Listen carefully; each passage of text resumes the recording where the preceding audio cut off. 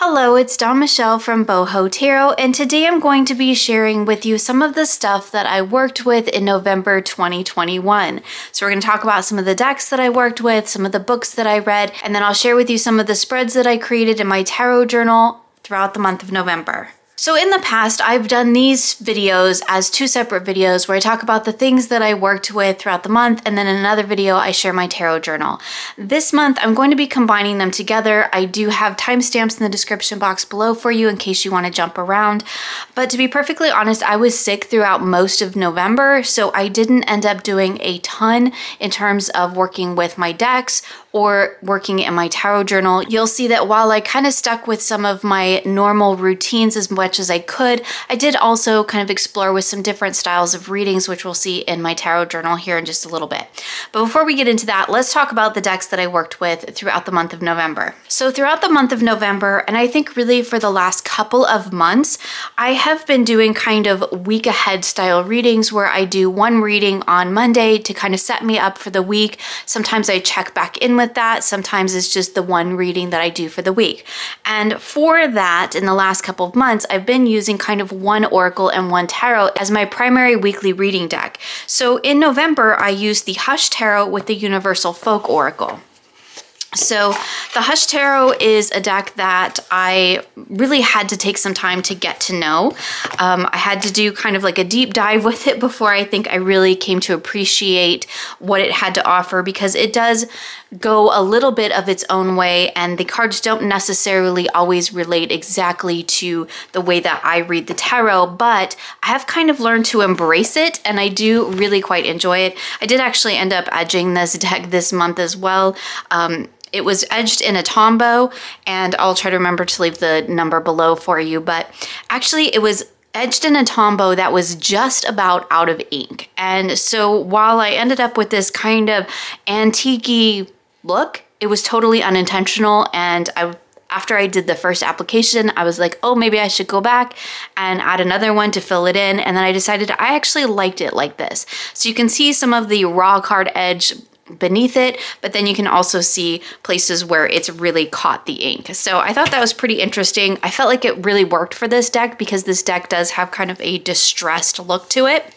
So as I mentioned, I was also working with the Universal Folk Oracle. So as per usual, I have been using my Oracle deck as kind of my central focus, and then I use my Tarot to kind of expand upon that message, and that is definitely how I worked with these two decks this month. So I think with these two decks, one of the things that was really interesting is the Hush Tarot, to me, has a bit of a sort of masculine feel to it. It feels a little bit more in that realm. It's definitely a deck that kind of taps into the idea of death and decay, which actually worked quite well for me, being that I was sick. Some of what I had to focus on throughout the month of November was actually letting go of some health things that either were beyond my control or that I needed to just let go because they weren't serving me anymore. And it was interesting that the Hush Tarot really came to the forefront for this. I don't generally do health style readings, but I think because of my issues that I had throughout the month of November, I really did end up doing quite a few health related readings, just for myself, of course, because I don't read for others, but I found that the Hush Tarot actually worked really well for that because it was kind of reminding me that when you go through tough times, when you go through that kind of decay, right, when everything kind of falls apart, that is what makes room for new growth. And the Hush Tarot was really wonderful about kind of tapping me into that energy. And I paired it with the Universal Folk Oracle. And this was kind of an interesting pairing because they are very, very different. They have kind of a similar color palette, which means aesthetically they kind of go together, but in terms of how they read completely different from each other for me. So we have the Hush Tarot, which for me is all about embracing kind of decay and letting things go and making room for new things to bloom. And then we have the Universal Folk Oracle, which did actually kind of add a little bit of a feminine aspect to my reading. So I felt like I had a really nice balance between those two. So one of the things that was really interesting was that with the Universal Folk Oracle, it kind of gave me an idea of sort of what do I need to focus on in order to bring about the sort of decay and the transition that was provided by the Hush Tarot. And I thought that was quite an interesting combination. I really enjoy the kind of balance of the sort of masculine and feminine. The Universal Folk Oracle is all females.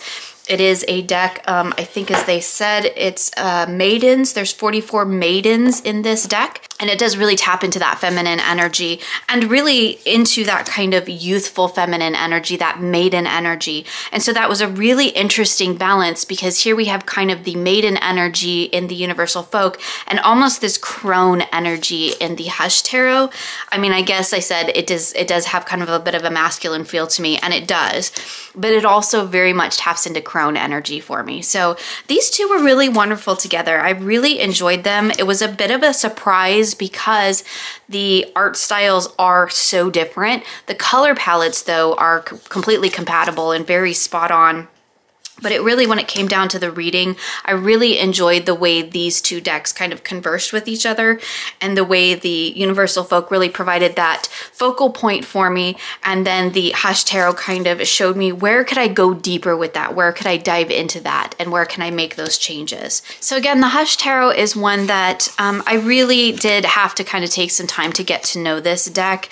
It did take me doing kind of a deep dive, so to speak, with it in order to kind of come to terms with what was going on within this artwork, because a lot of times it didn't mesh up or line up with my normal tarot associations. I do like that I can read it quite numerologically and quite elementally, which is wonderful, and that is kind of the base of how I read tarot, so it really works for me in that way. But again, I think one of the things that this deck really excels at for me is showing me where to let go. So it is really one that I enjoy working with and I enjoy having as part of my collection. It's definitely one that I tend to be drawn to more in the darker months of the year, kind of when the seasonal energy reflects what's going on in the deck here, when we're looking at the waning of autumn and moving into kind of the depths and the decay and the darkness of winter.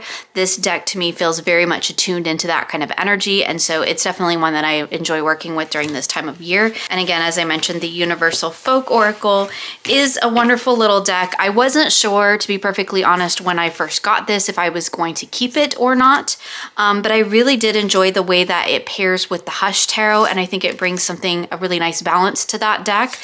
And so I think I am going to hold on to it. I definitely want to edge it, and you'll see that the backs of this deck were the inspiration for some of the things that I did in my journal. In fact, these two decks were some inspiration for things I did in my journal this month. But it's definitely one that I really have enjoyed working with, and I'm looking forward to kind of getting to know it on its own a little bit more, and of course seeing what other decks it might work with well in my collection. It is a charming little deck. It is solely focused on maidens. I believe that's something that they mentioned in the guidebook. I do wish there was a bit more diversity in terms of age, but perhaps maybe there will be a mother deck and a crone deck, and that would be wonderful too. So again, that one is the Universal Folk Oracle, which I paired with the Hush Tarot. So for the rest of the decks that I worked with throughout the month, I didn't do any other pairings. I kind of had certain decks that I used for certain things throughout the month. I did my week ahead reading with the Hush Tarot and the Universal Folk Oracle, and then every week I did a reading, a fuller reading based on whatever it was that I needed additional information on, and for that I was using the new EDSA Tarot. I hope I pronounced that correctly. This deck surprised me. I'm not really into like a huge fae person. I've tried to kind of connect with that energy, and it hasn't ever really connected for me previously, but this deck I really enjoyed working with, and it surprised me in a really wonderful way. I got some really fantastic readings from this deck, and I really enjoyed the messages.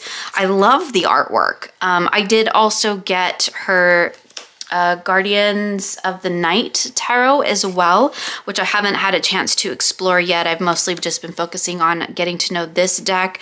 I have worked some with the little guidebook that comes with the deck as well, but I found that I really didn't need the guidebook a ton because I was able to just really dive into what was going on in the imagery. There's so much here to work with. that I really didn't feel that I was lacking anything by not working directly with the guidebook, although I did dip in and out of it a little bit. I wasn't really sure I would vibe with the art style, to be completely honest with you, but I kept seeing images of this deck everywhere. You know, before it came out, and then I ordered it, I think right after it was released, and there was just something about it that I just couldn't like shake. You know that feeling when you're just like, a deck is like haunting you, you see it everywhere, you keep thinking about it even when you're not meaning to, and you catch little bits and pieces of imagery that remind you of the deck. And that's kind of what this deck did, until I finally just said, okay, it's time for you to kind of come home with me, and you know, we'll give it a try. I really enjoyed my work with it. The one thing I will say is it's a larger deck, so it's closer to Oracle size, and it is super slippery. If you haven't seen Lisa Pepez's new cardstock video, check it out, because that's... she talks about some of that stuff in her cardstock video. I'll leave a link to that below, but it shuffles beautifully, but if I'm not careful, it really gets away from me and just spews cards everywhere. So I do kind of shuffle it carefully, which does mean I kind of shuffle it a little bit more mindfully, which is not necessarily a bad thing, right? But let's just throw a couple cards down, because I just want you to see how beautiful they look. And I found that even though these are quite busy cards in terms of like what's going on, right? There's a ton going on. There's a lot of layers, a lot of imagery within each of the cards. And even though that was the case, I really didn't find that it was hard to use it with larger spreads, because that is primarily how I worked with it. I did do some card pulls of just some 3-card in the moment, kind of what do I need to know for right now, type of a thing as well. But you'll see in my tarot journal here in a moment that I really did do kind of larger readings with it, and it worked beautifully for that, even though there is quite a bit going on in each card. However, I think this would be a wonderful deck for just a single card pull as well, because there's so much that you could dive into. There's so much going on in the images that there's really a lot for you to kind of sink into and to take away, to see what really captures your attention, what's calling to you about the card, you know, where is your eye going first. I feel like this is one of those decks that like every time I see a card, I find something new within it, and I think that's really exciting, and I love when a deck does that. I'm excited to continue to work with it. It's definitely one that I want to keep working with. I love this 7 of Air card. So again, that is the For Hoxa Tarot. I hope I am pronouncing that correctly. I've heard it pronounced a couple of different ways, but it is a newer indie deck. The Hush Tarot and the Universal Oracle are both mass market, but this one is an indie deck by the creator who also did the Crow Tarot. Most of you probably have seen that deck as well.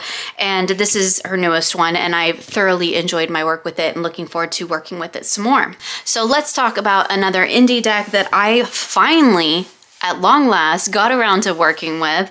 I have it in this beautiful bag that I got from, I want to say Aeon Moon. I'll see if I can find it and leave a link for you in the description box, because I've had a lot of people ask about that bag. And of course, this is the Oak, Ash, and Thorn. This is the 2nd printing of it, I do believe. And I purchased this deck a long time ago, and it's just been kind of sitting on my shelf, just kind of hanging out, waiting for me to get around to working with it. I did something a little bit different with this particular deck, which we'll see in my tarot journal. I used it in terms of some bibliomancy, so I combined it with bibliomancy, and I'll share with you the book that I used for that as well here in a moment. But I did some bibliomancy, would pull a message out of a book, and then I did a 3-card reading based on that message, and it was a really wonderful way to work with the cards. I did it with a nonfiction book. I would love to do it with a fairy tale book, with a story book. I'm gonna have to go read, I think, some of our old storybooks from when the kids were little, which we do still have, and try it with that, because I feel like it would just be a beautiful reading, a beautiful practice to do those two things together. But after kind of the depth and the heaviness of my Monday reading, and then my larger reading that I did with the EDSA Tarot throughout the week. It was really nice to kind of wrap up my week with just this really comforting, supportive message, and that's kind of how I used it, particularly because, as I mentioned, I wasn't well through most of the month. And so it was really nice to have kind of something just soothing, supportive, and comforting to kind of take me into the weekend, to kind of wrap up the week, and to just provide a little bit of that kind of comfort and support. It's just a charming deck. It's so beautiful. Again, it's one that I have had for quite some time and really just now had gotten around to working with it. I think it is standard tarot size or pretty close to it, but it's quite a thick deck, so it's a little bit hard for me to get my hands around, and it is a little bit more of a challenge for me to shuffle, but I can shuffle it. It's just not the easiest shuffling deck in my collection for sure. But it is one of the most beautiful. I hope it stays this beautiful, pristine white color here.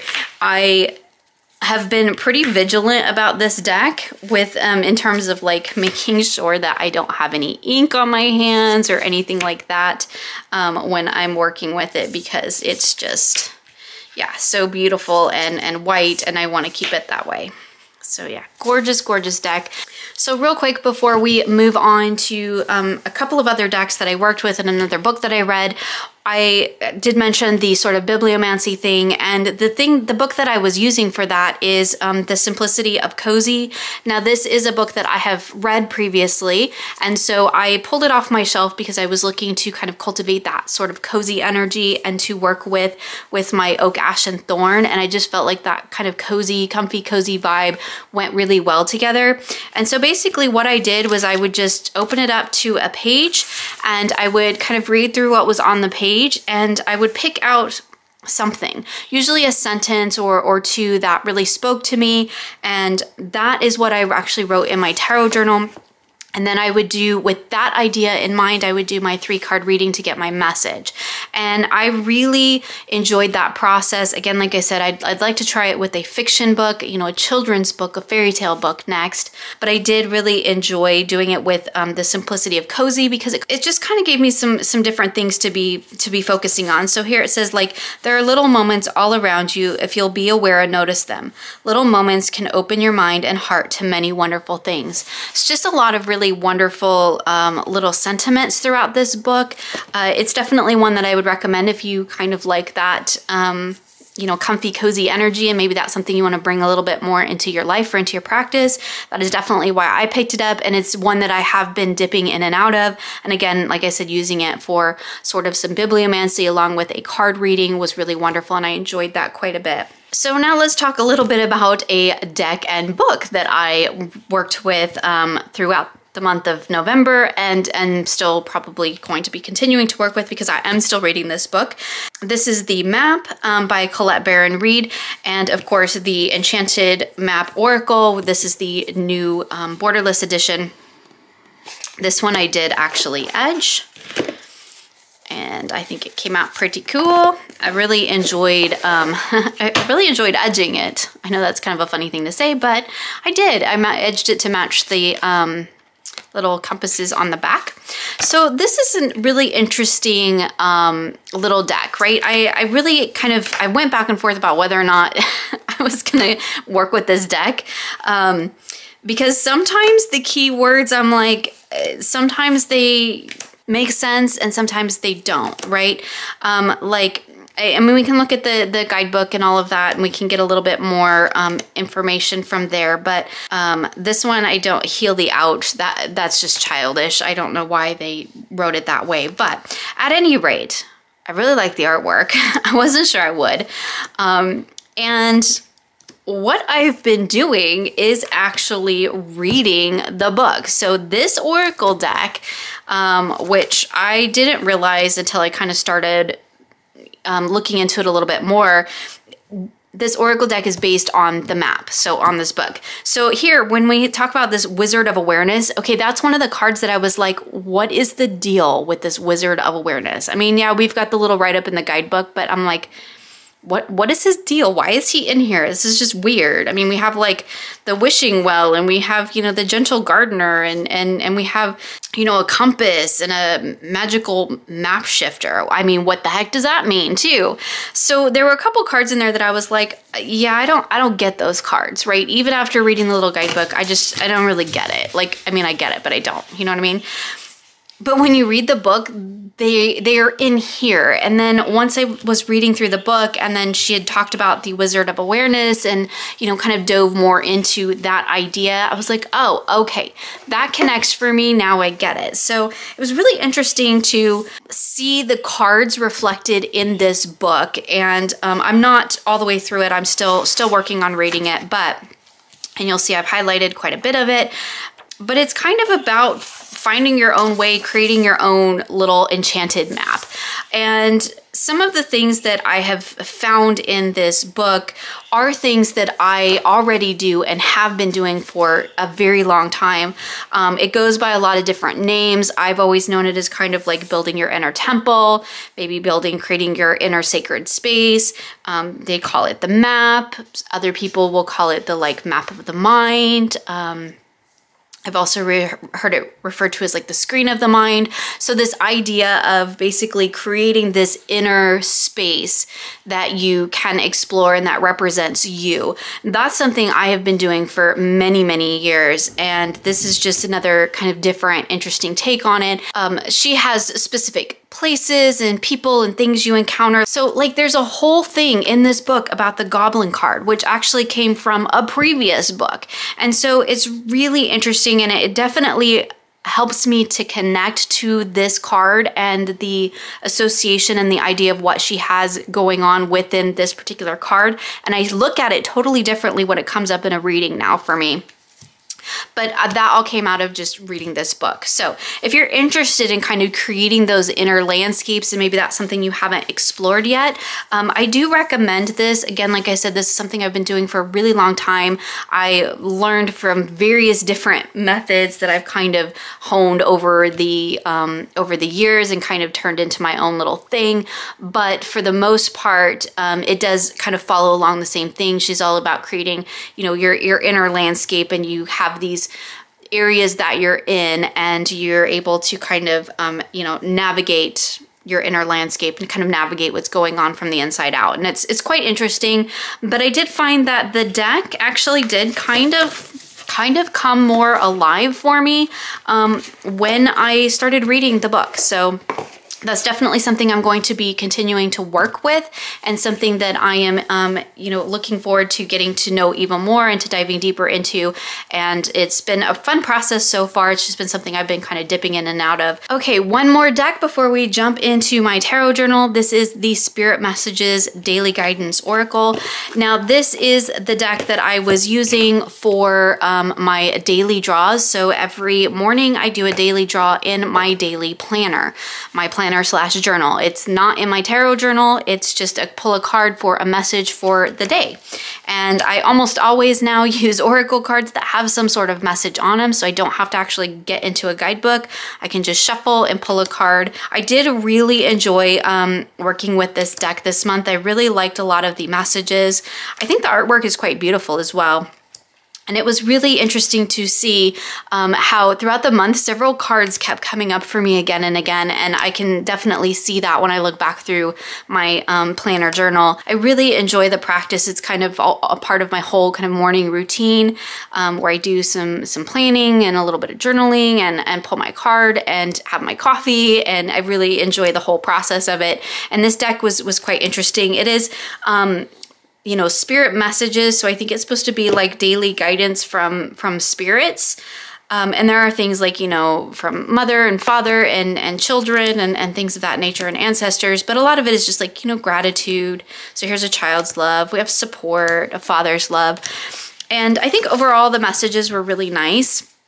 And I did quite enjoy working with it. Obviously it's very sticky. It's an older Hay House deck, but I did find that it actually worked really well as a daily draw. I don't know that I would use it as like a focal point deck as with tarot. For me, this type of deck just really functions better just as kind of a daily draw or a mindful moment pull just to kind of give me something to focus on, something to think about through the day, or maybe just in this 5 minutes. This is what I need to know. Ancestral wisdom.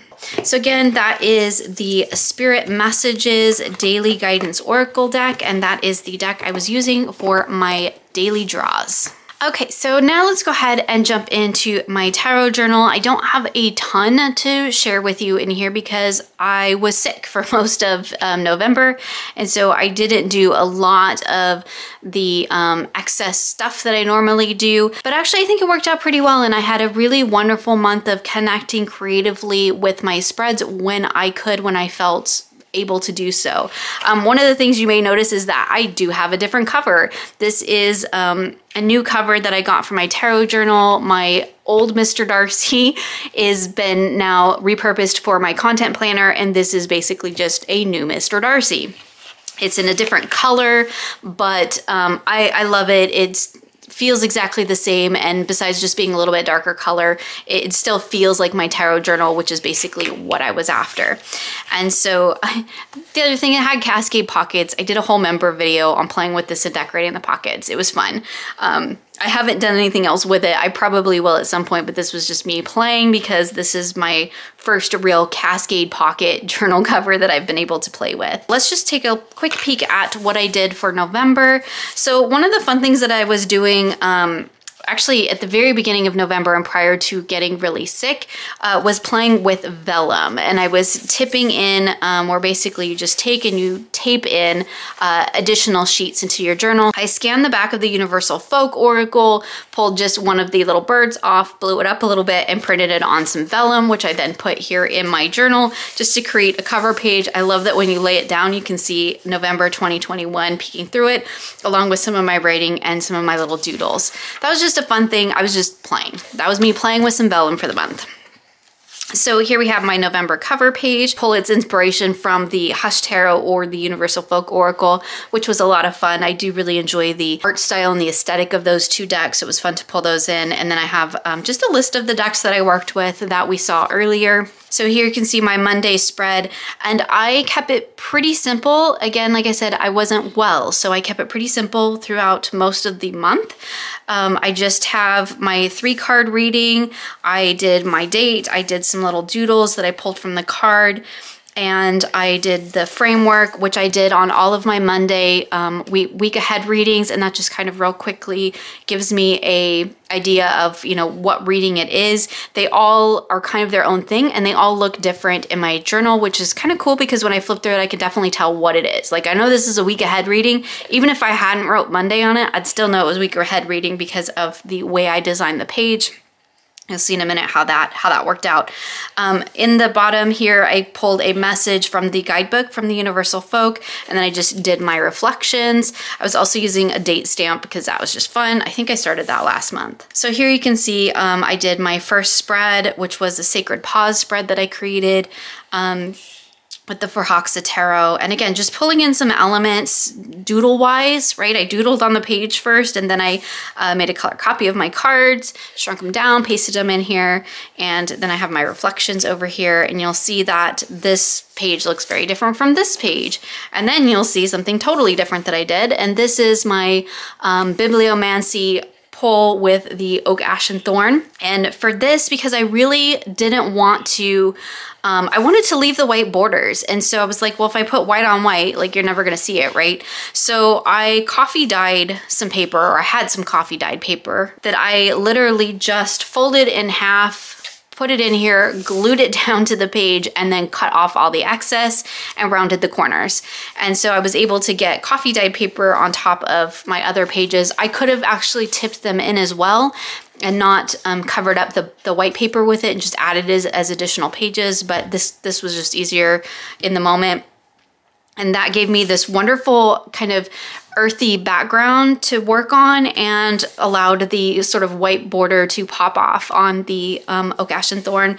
Every Friday I did the Nurture and Release, where I talked about I did the bibliomancy. So I have a quote from the book, whatever quote I pulled from, and then I have my 3-card reading, and then I just did various creative things depending on how I was feeling or what I was feeling like for the day. So you can see here that this one was just a bunch of doodles. I was just enjoying doodling. So moving into the next week, you'll notice there's a big gap. So we have November 5th, and then we go clear over to the 15th. All of those days in between, I was very, very sick and I did not pull cards. I did not do any of my normal practices for the most part during that time because I just wasn't able to. I was pretty much bedridden for a while. And so I just skipped them, and that's okay. And then I picked up the Monday that I was feeling well enough to dive back into this practice again. It was important for me to try to keep as much of my normal routine as I could, but I also had to know my own limits as well. So again, you can see pretty simple page. I just wrote Monday. This is just black Tombow that I traced with one of these, a little micron pen. Nothing really fancy there. Although it looks fancy, right? But it's not. And I stamped out some keywords from the card. Again, just some very basic doodling. My line around the outside, my message from the oracle card itself, and then my reflections. Really simple. Probably took me all of 5, maybe 10 minutes to do, but I was able to get it in there, and it still looks pretty. So here we have my chakra healing reading that I did. And again, this is just another reading that I put together. I kind of wanted to do a healing reading, and I thought I would just tie it into the chakras. So here's my reading here. And again, I was using the Fraxa for that. And again, just some doodles, my cards, and my reflections. But you can see this page looks the same as this one, right? And you can see my Monday reading looks the same as this one. And I kind of kept that theme throughout the month. And then you'll see my Friday reading, just because I think it really breaks up my pages really well, and it helps me to really look and see what exactly it is I'm looking at, right? I can look at this and I know this is a bibliomancy reading because of the way I designed the page. I know this is a healing spread because of the way I designed the page. And I know this is my week ahead spread because of how I designed it. So it's just a visual kind of representation of the energy of the work that I was doing with it, so to speak. So here we have my next Nurture and Release, which again, bibliomancy here, still reading from The Simplicity of Cozy. Just pasted in that coffee dyed paper. I just used some stickers to fill in the big blank spaces and did some little like grassy things and put a little butterfly in there. Super quick and easy, but it gets it in there and it still looks nice, and I still enjoy looking back at it. It's really, you know, it's important to note, it's really not about it looking pretty, right? It does need to be more functional than anything else, but I enjoy looking back at it more. I enjoy the creative process of it, and for me, all of this is just an extension of the reading. So when I do my spreads, when I put them into my journal, that is an extension of the reading in itself. It adds that creative layer to it, which I quite enjoy and is a huge part of my practice in general. So here we have my last Monday reading that I did, and again, just my 3 cards. I doodled some of the poppies here, which were pretty, and I like struggled to find a color that was the match, but it was close enough. Again, same layout, same thing, just my week ahead. And then this is the Enchanted Wisdom spread that I created with the EDSA Tarot. Just, again, doodles and writing and my cards. And really quick and easy, really simple, but it looks nice in here and it gets it across. And then we have my final reading that I have in my journal for November, which was back on the 26th. I haven't done anything for this week yet because I need to set up for December. But this one was really simple. I just pasted the coffee dye paper in here, and then I just vigorously colored the top of this. It should be black, but my Tombow wasn't really loving working on this coffee dyed paper, and so it kind of came out a little sparse like that. That's fine. I just took some gray and kind of mimicked some grass down here because all of these cards had a very gray tone to them, and they all have, of course, have the black sky with some white dots and my little bibliomancy, and that's it. That's all I have in here for November. Like I said, I wasn't well, so this was, you know, the most that I could do, but it was wonderful to be able to kind of have that sense of normalcy to kind of come in here and just do my thing as I normally would. Some of these are very, very simple. They look ornate, but they're really not. This is literally just like taking a marker and just kind of swishing down the page and then outlining it in a micron. It's really all there is to it. And so Obviously this one I spent a little bit more time. I was obviously feeling pretty good that day. That's great. I think that was right before I kind of took a turn for the worst, obviously because there's a big break there. So I kind of started getting sick at the beginning of the month, and I kind of felt a little better for a day or two, which we can kind of see represented here. And then I kind of took a turn for the worst for about a week and a half, that it really kind of just took me out for a while. So, but anyway, it was fun to work with. I really enjoyed it, even though it's maybe not as fancy as some of my other months. It's simple and it was fun, and it helped me connect to my tarot practice, which is really just what this whole process is about. So that was November in my tarot journal. So that was pretty much how my November went in terms of my tarot practice, kind of some of the decks that I used and some of the pages that I created in my journal. Let me know what you think about just combining these two into one video. Is it too much for you, or did you enjoy it? Again, because I didn't have a ton of pages to share in here, I thought maybe it would just be easier, and then you could hear about all the decks that I worked with, as well as see the spreads that I created and how I actually used each of those decks, like actually in practice. So let me know your thoughts in the comments below. As always, my friends, thank you so much for joining me today. I hope you had a wonderful November, and I wish you many blessings moving into December, and I look forward to seeing you again soon for more creative tarot for an inspired life.